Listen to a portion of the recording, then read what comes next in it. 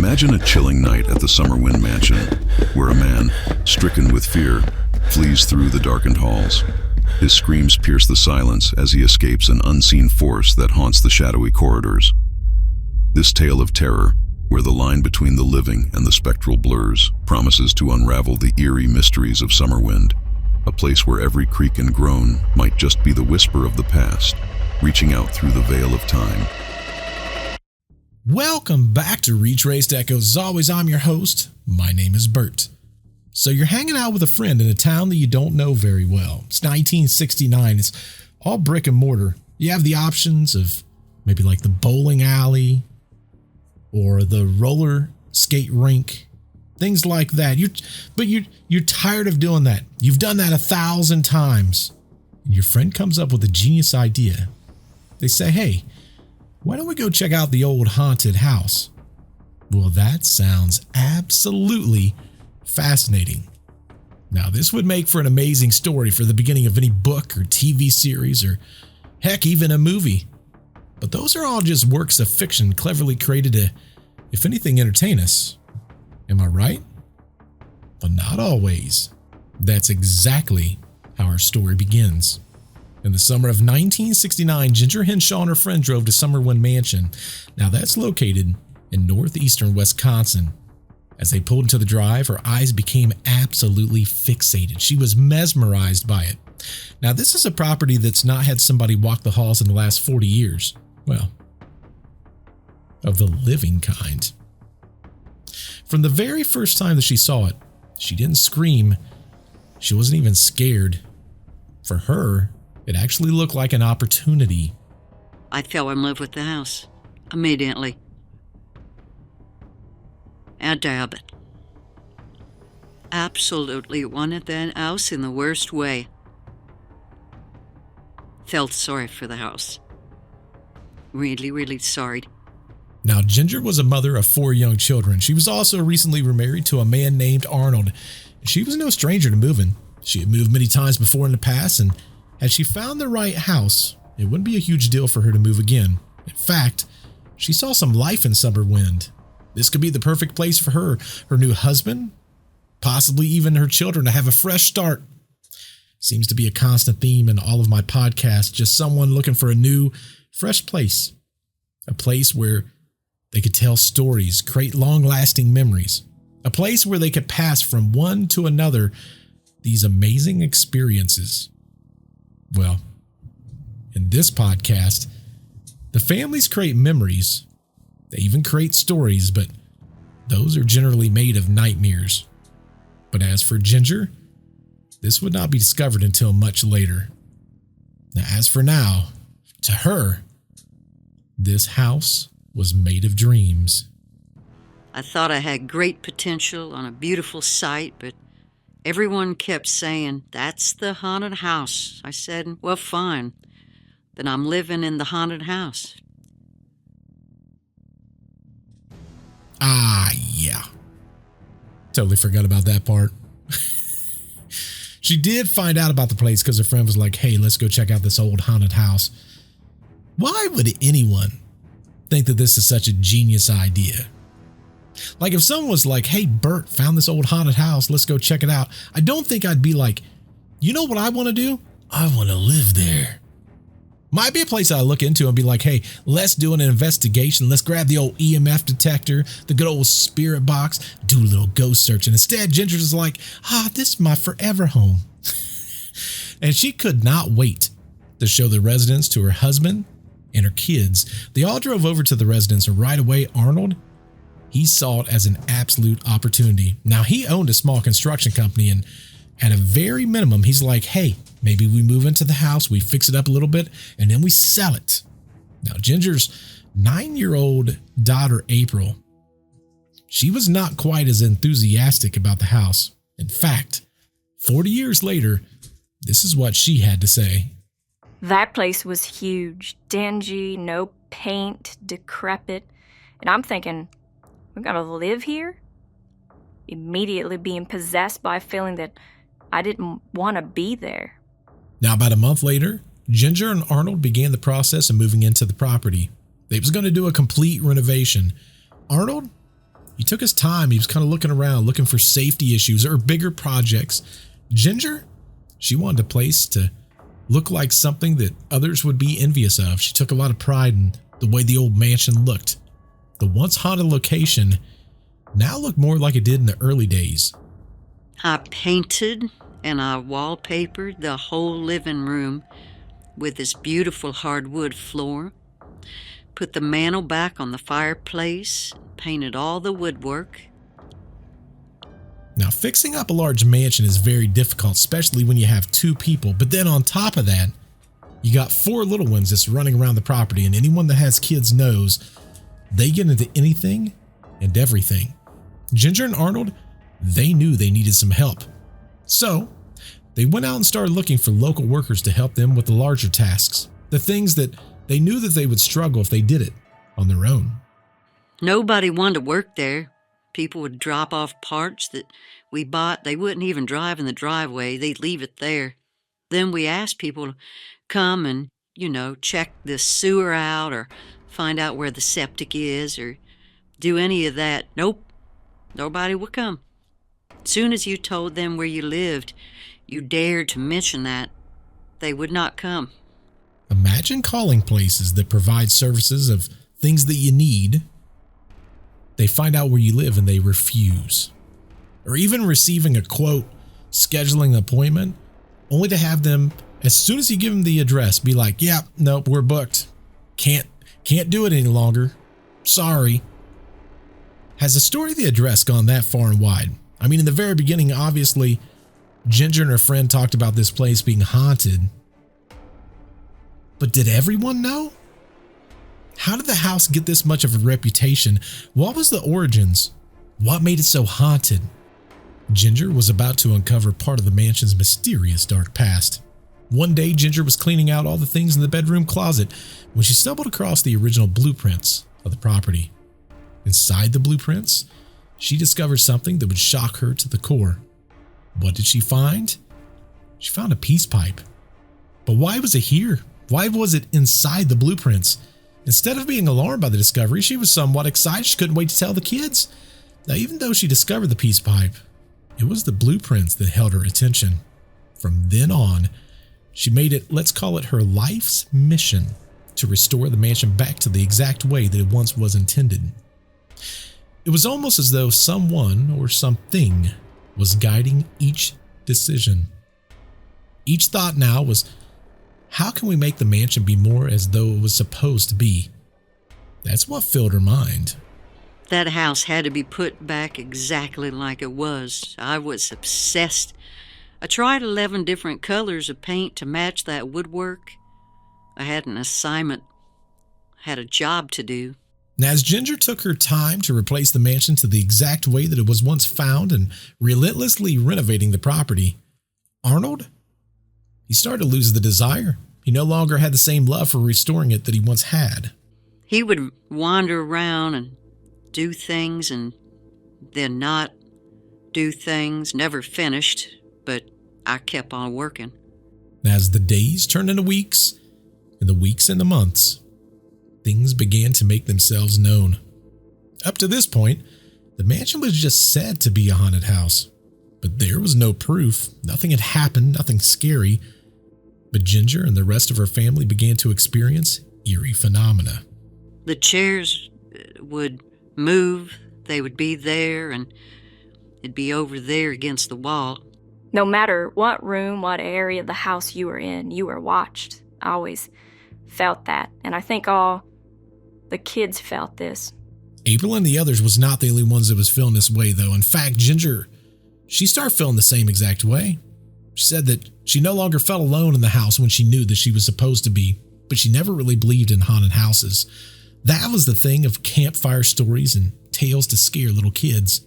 These were the things of folklore, and even with the new activity that was occurring inside the house, she refused to accept that her house was haunted.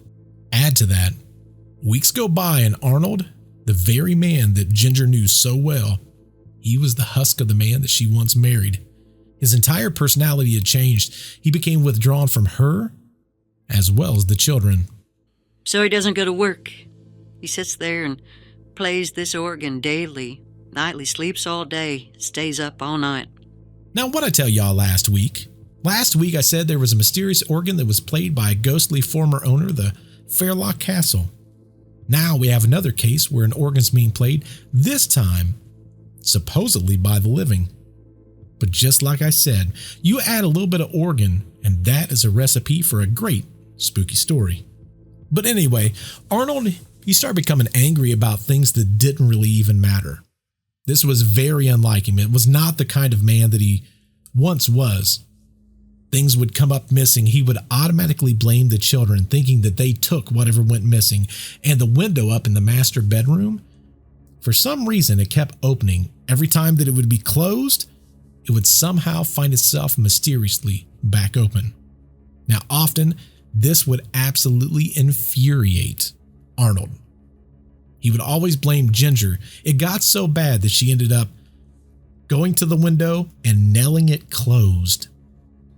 I'm thinking he's doing it. He's probably thinking I'm doing it. He wasn't even near it.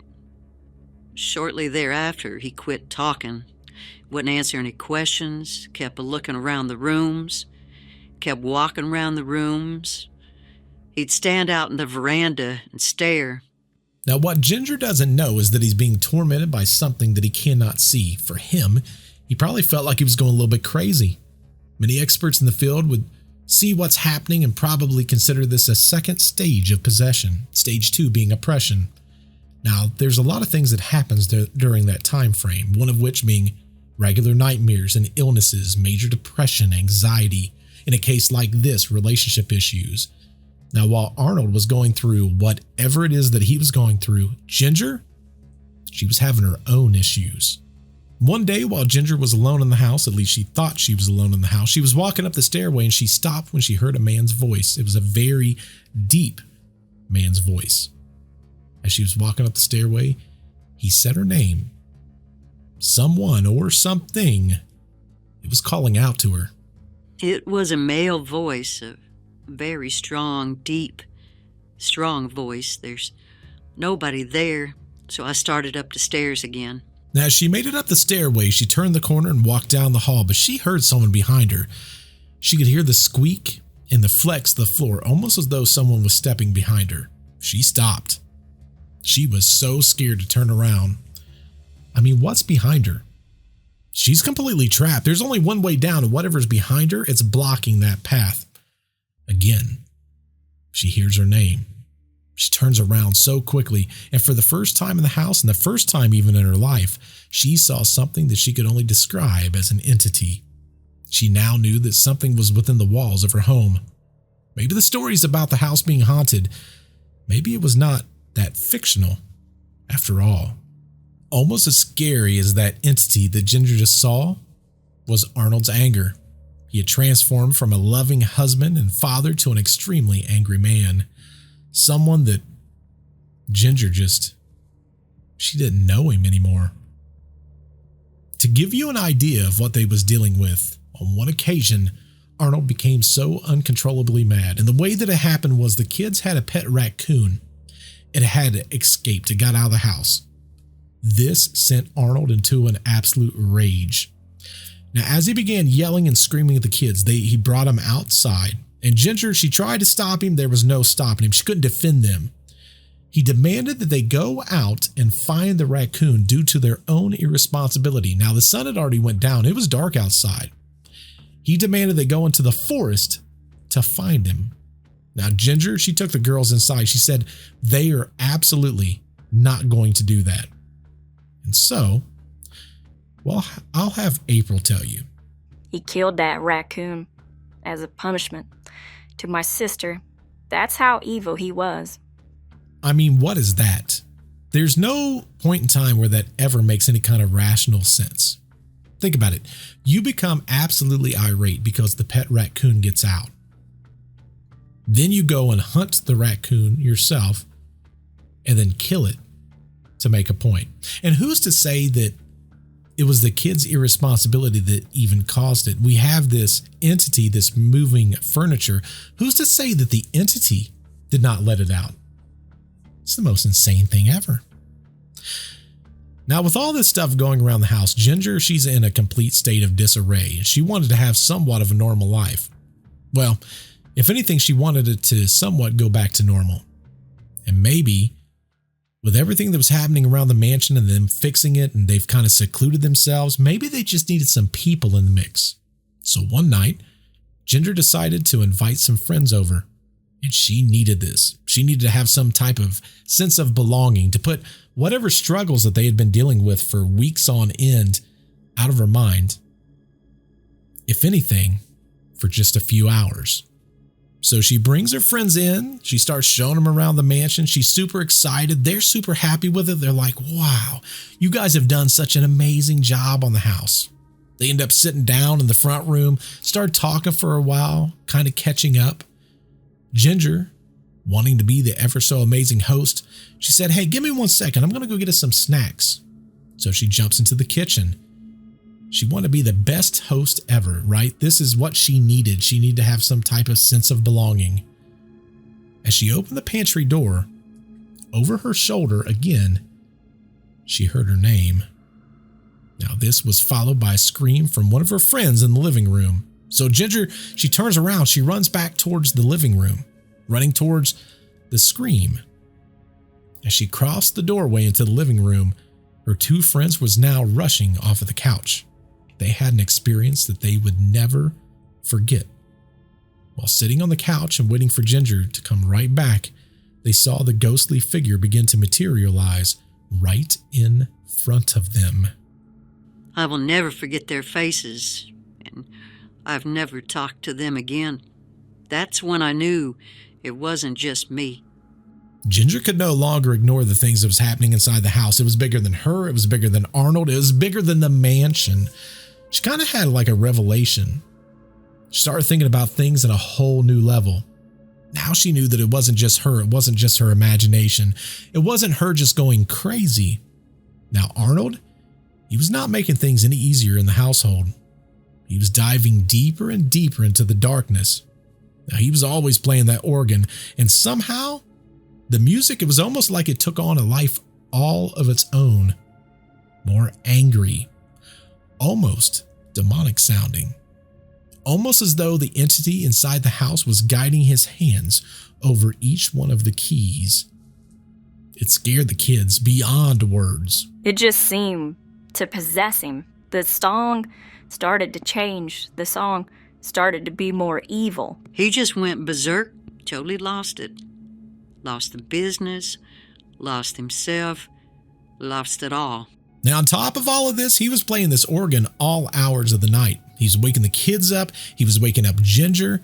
She would go and confront him, but he would just say, leave me alone. This is the only thing that was bringing him any kind of joy. It was the only thing that made him happy. And the children, they started struggling, questioning things that no child should ever question. April and the others, they started blaming the house for all the changes that was happening to Arnold.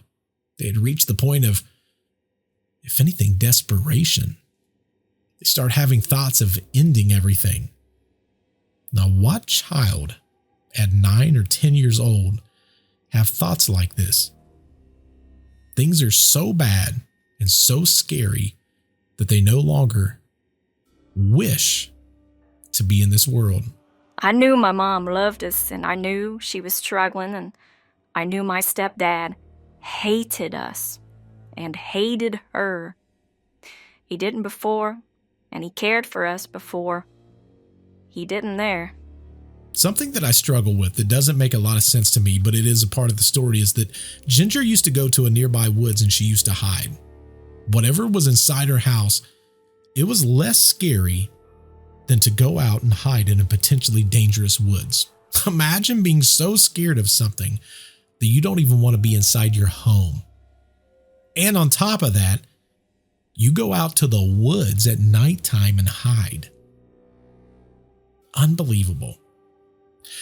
Now, with winter starting to approach and life at Summerwind, it was near a point of no return. Things escalated to new degrees. Or should I say, it escalated to negative degrees. Our bedrooms weren't warm, so We'd have to haul all of our mattresses down to the living room by the fireplace and our blankets and sleep everyone in the living room just to stay warm. Arnold was no longer speaking to anyone in the household. He would just walk around menacingly. He wouldn't talk to the kids. He wouldn't talk to Ginger. He lost his once thriving construction company. The family, they were losing everything that was once a part of their everyday life. They were unable to pay for the electric bill. They was unable to pay for the gas bill, so they had no electric, they had no gas. On top of that, the water pump quit working. They didn't even have enough money to fix that, so the family would go down to the lake and carry water up to the house just to have some water. You start to set your life to what's a priority, how valuable is the furniture versus the warmth and survival. I hated the wind, and I hate the wind till this date. Ginger had hit the point of no return. She couldn't take it anymore. For many of us, there's always a sense of pride where we don't want to go back and talk to our family about things that we have going on. We don't want to ask for anything. And Ginger, she was a lot like this. She avoided asking her father for anything. She didn't want him to know what they were going through. But at this point, her pride was not more than the fear for herself and for her kids. So one night, as she and the kids laid in front of the fireplace that was being furnished by pieces of their furniture, she got up. She walked out of the house and she went across to the neighbor's house. That evening, she made a call to her father. I said, "Bring the camper. Come and get me. I can't do this anymore." I remember my grandfather coming to the house, and it was like a war was over. I don't have to deal with this anymore. Everybody just sighed. Ginger and the kids loaded the camper. Everyone was ready to leave. The kids was absolutely ready to leave. They wanted to get their life reset. Ginger was ready to leave, but for Arnold, he stayed behind. He wouldn't leave until the very next day. But for Ginger, this was goodbye not only to the mansion, it was a goodbye to him. The house was supposed to bring memories and dreams and be a forever home. But instead, it turned into a place that destroyed not only their dreams, but their relationship. The day that they entered that camper was the last day that they ever heard from Arnold. As for Ginger's dad, Raymond, when they drove away, he and Ginger sat in the very front seat and they talked about everything. I told him exactly what happened. All of it. Everything, and I felt like he didn't believe me. I wasn't into haunted houses. I wasn't into the paranormal and spiritual world. You hear stories and you listen, but you always listen with a skeptic's perspective. When fear steps in, there's no boundaries. Fear just takes the whole person. It's hard to understand the paranormal when you've never been faced with it. And Ginger's dad is absolutely not wrong. Fear is a mighty powerful thing for a lot of people. Fear can cause you to do things that you never thought was possible. You can see things that are not really there. It can increase anxiety. It can cause you to struggle both physically and mentally. Now, Ginger, she was leaving Summerwind behind. She wanted that part of life far behind her. And she, unlike her dad, she had no skepticism because she experienced everything firsthand. But her dad, he was also about to have his skepticism questioned. Let's fast forward the calendars to the spring of 1972. Now, Ginger and her kids are living up in Ontario, Canada, and Ginger's new passion is digging deep into the world of the paranormal. She's searching for things that she just flat out doesn't understand. She wants to understand what happened to her, what happened to Arnold, what happened to the kids at Summerwind. I was into everything I could get my hands on to read. Everything. I was obsessed with what happened, and I know everybody says, "Oh, it's because you're having hard times and you're stressed and you're this and you're that." Yeah, well, I've had hard times all my life, but that didn't make every house I lived in haunted. But this one was. Ginger couldn't be more correct. That is the first thing that I think everyone says when you get to that level of paranormal. they say, well, that person, they was in a bad state of affairs or they had mental issues, etc. No one ever assumes that maybe it's because of the mental state that it opens some doors or maybe gives increased power to whatever's waiting on the other side. Now, even though Ginger had all these questions and all these thoughts and she was super curious, she had zero interest of ever going back to Summerwind. She knew whatever was there, she wanted to be no part of it. But her dad? For whatever reason, he couldn't get the mansion out of his mind. You just can't make this stuff up. Raymond made the drive back to Summerwind, and he had brought Ginger's brother, who had just gotten back from the Vietnam War, with him. Now, Raymond convinced Miss Murray to let him and Ray Jr. to venture into the house. Now, Miss Murray, she was the original owner, and she repurchased the property from Ginger, and it was typically said that she would let pretty much anyone that had an interest in the house to go in and take a look if they asked. Now, Ray, who was recently discharged from the army, he was looking for projects to work on. He needed things to do and ways to make money.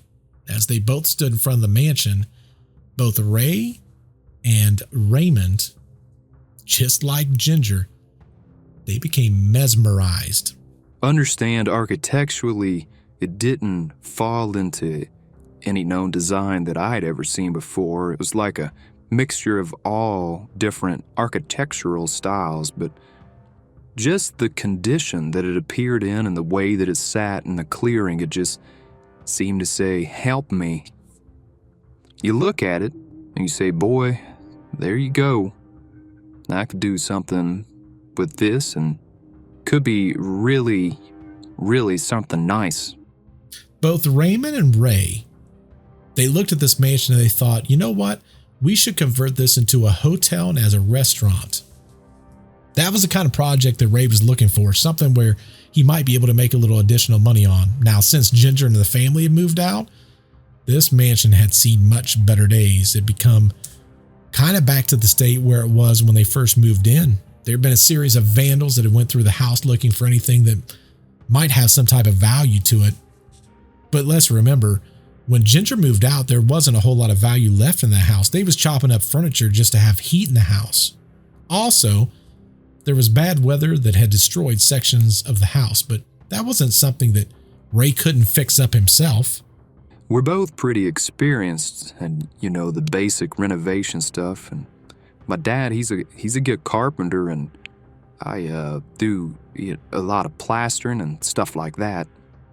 As the two men walked around the mansion, they couldn't help but feel as though something was a little off. They started feeling cold chills in different rooms, the feeling of being watched. But Raymond decided this was all just their imaginations. Maybe it was running wild with him. As Raymond leaves that day with Ray Jr., he made the decision that he wanted to purchase the property. So, that evening, he called Ginger to break the news to her, and she bagged him. She explained that she knew that he didn't believe in the supernatural, but there was something there. There was something sinister, but he didn't want to hear it. Much like his daughter before him, though, he will discover that he is purchasing way more than a mansion. I was so angry with him. By that time, I was a little tongue-in-cheek. Oh, yeah, ghosts. I'm sure, yeah, right on. He said, meh, Ray needed a project. Well, he got a project all right. He got a real project. And I found out from my mom, and I was angry because I didn't want him to suffer. That place possessed its own evil, and I knew it when I was a 9-year-old child. And what 9-year-old child would know that? I did. Ray got the keys to the house and began the process of working on the mansion. He had a vision, and he was all about getting started. Much like Ginger before him, he needed some help. So he called some contractors. He started reaching out to a few locals. Initially, their response was, oh, not a problem. We'd be glad to do it. And as soon as I'd mention where it's at this old mansion out on the lake, their attitude would change completely. Oh, well, we're too busy. Maybe we could look at it next year, possibly. We don't usually handle projects that size. I got that 2 or 3 times and I just gave up. As the first day of working on the mansion came to a close, Ray sat out by the RV. He was almost laughing about everything that was supposed to be so scary about the old mansion. I mean, heck, the scariest thing that happened to him the entire day was the growl of a bear that was nearby. So he went to the RV and he locked the doors. Tomorrow morning comes early and he wanted to get a very quick start. The next morning, Ray woke up and headed straight into the mansion. His first task was to clean up any of the debris. He wanted to start the preparations for the remodeling.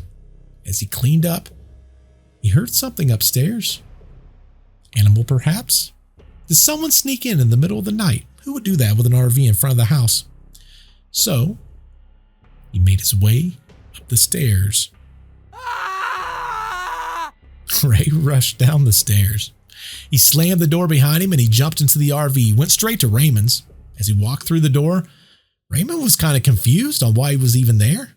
Well, when I got home, I told him, well, I broke the lawnmower, broke the chainsaw. I couldn't get anything done. I'm home, and that's the end of the story. I didn't tell him what happened. I didn't tell him what I seen. Now, Raymond was no idiot. He knew that something had to obviously be so bad that Ray Jr. would leave. But what was up? Why wouldn't he talk about it? He had excuses. The chainsaw didn't work. The lawnmower didn't work. I just don't want to talk about it, Dad. Okay, I'm done for the day. It couldn't help Raymond but to think to himself the stories that Ginger used to tell. So what did he decide to do? He made another visit to Miss Murray, whose husband originally bought the property from a gentleman named Mr. Patterson. Now, he knew that there has to be a reason that she would never go into the property. There had to be a reason for it. It doesn't make sense. Why would someone not want to go into the property? He asked Miss Murray to tell him everything that she knew about the property. So, she began with a story that happened in the 1930s when Mr. Patterson's servants said that they believed the house was haunted also. Of course, no one believed him, not even Mr. and Mrs. Patterson.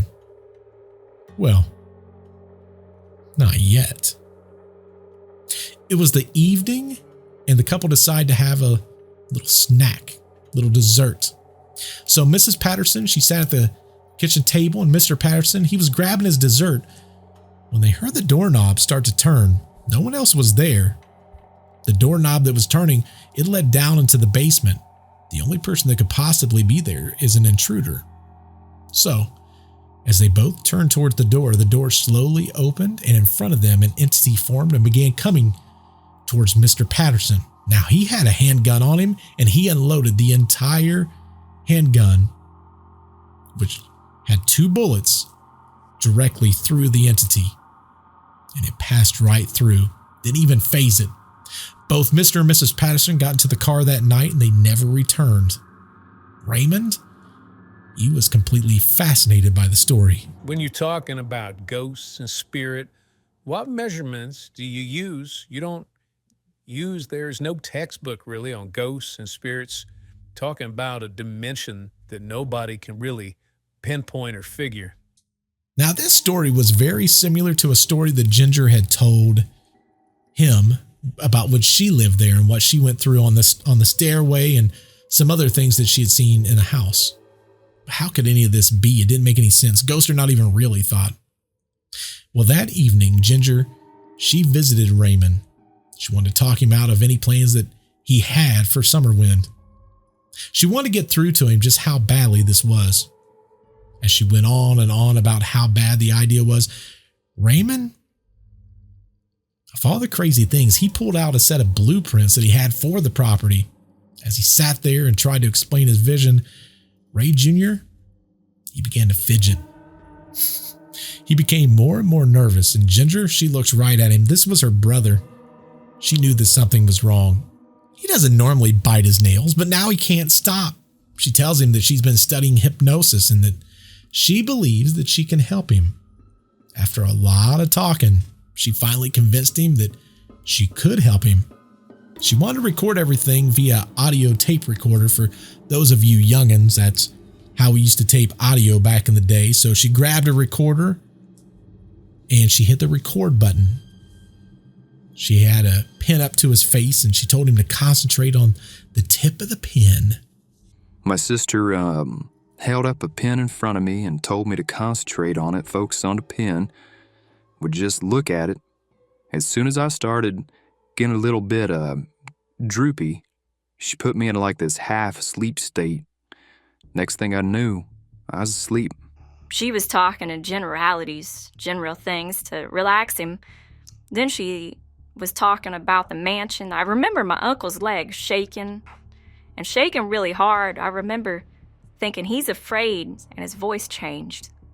Ray began repeating over and over again, "I am strong."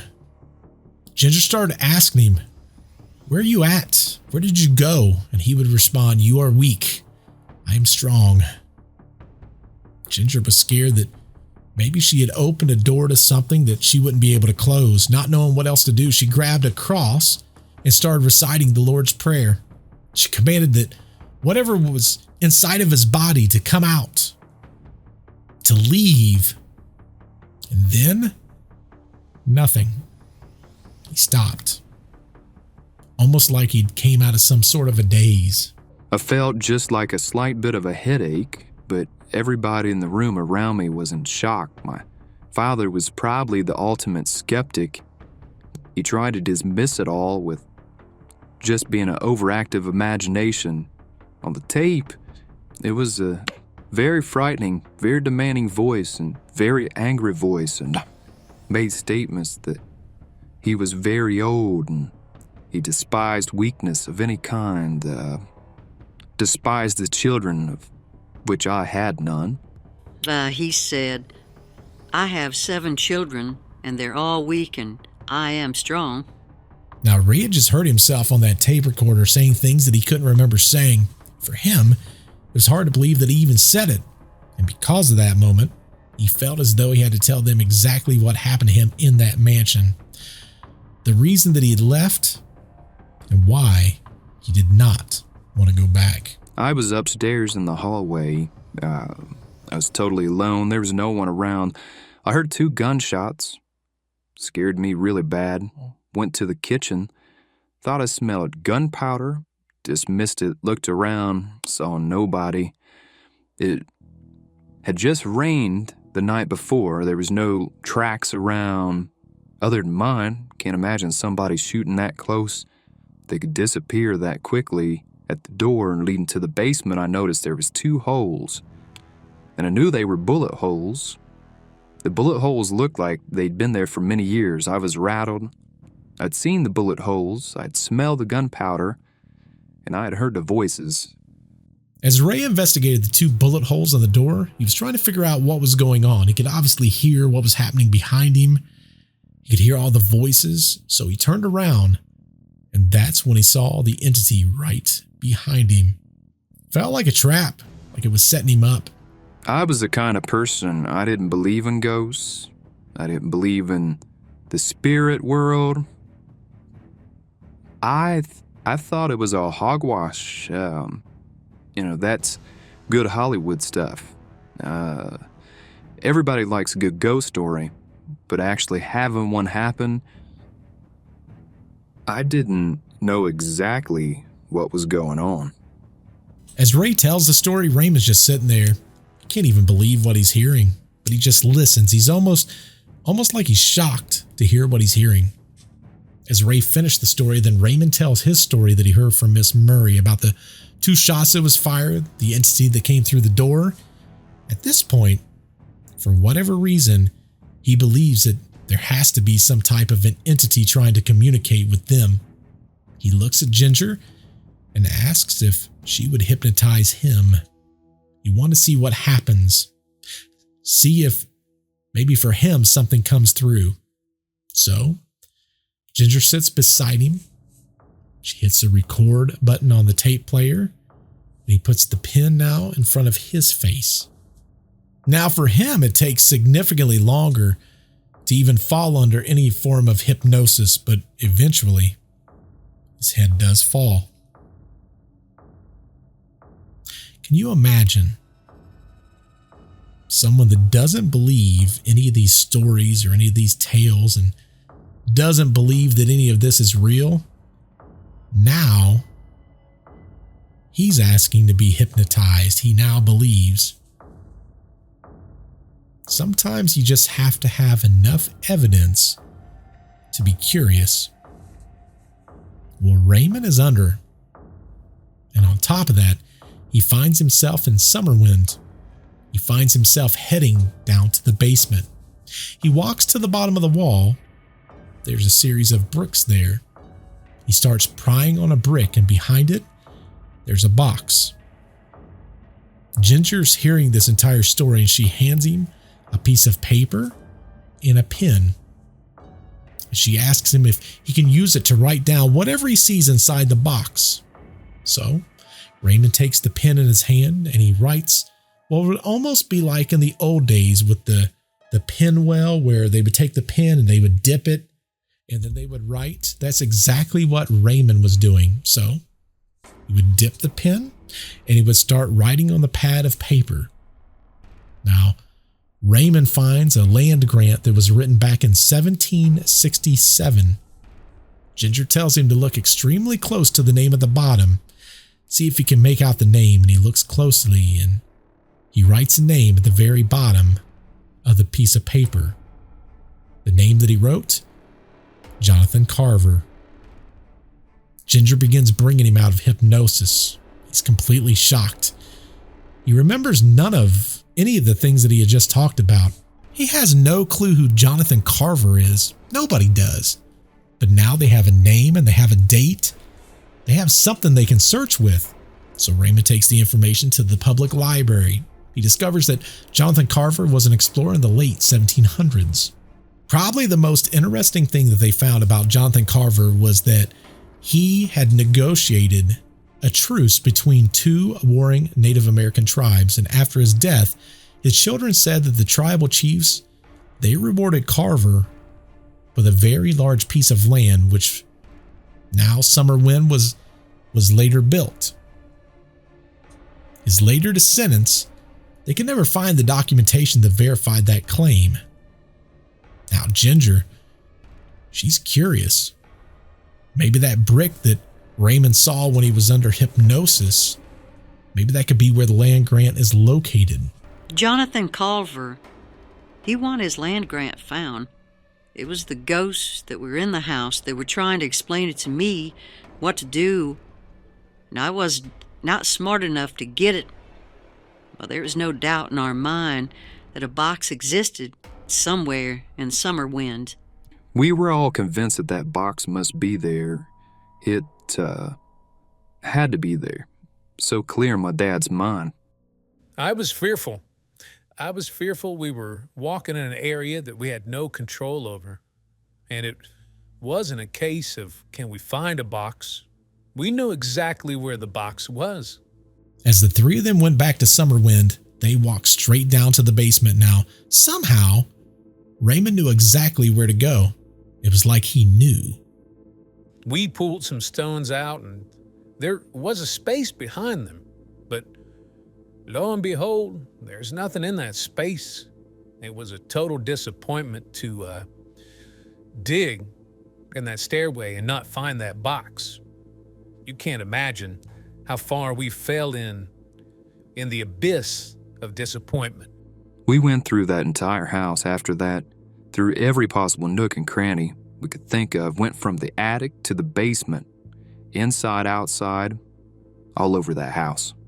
The box, it was nowhere to be found. And the family, they knew that there was more to the story than what they uncovered. But at what point do you continue to push yourself, knowing that you might never find the answer? They wasn't going to continue to push themselves to the point of that level of danger. There was something there that they just didn't trust. So that day, they left Summerwind, never to return.